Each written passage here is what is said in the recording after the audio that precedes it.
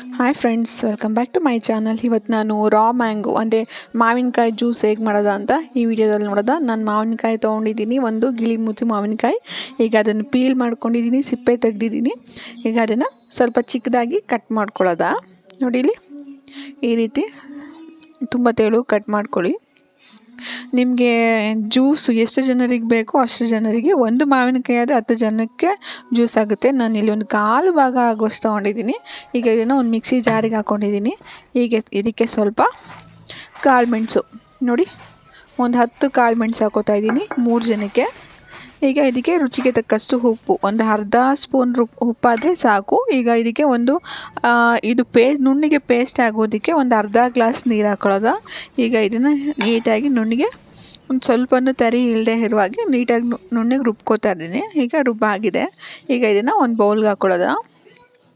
ನೋಡಿ ಎಷ್ಟು ಚೆನ್ನಾಗಿ ನೀಟಾಗಿ ರುಬ್ಬಿದೆ.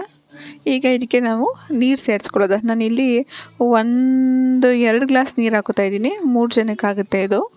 ನೋಡಿ, ನೀವು ಈಗಲೇ ಉಪ್ಪು ಬೇಕು ಅಂದರೆ ಎಕ್ಸ್ಟ್ರಾ ಹಾಕೋಬೋದು. ಅರ್ಧ ಚಮಚ ಉಪ್ಪು ಸಾಕಾಗುತ್ತೆ. ನೋಡಿ, ಈಗ ಇದನ್ನು ಒಂದು ಗ್ಲಾಸ್ಗೆ ಹಾಕೋತಾ ಇದ್ದೀನಿ.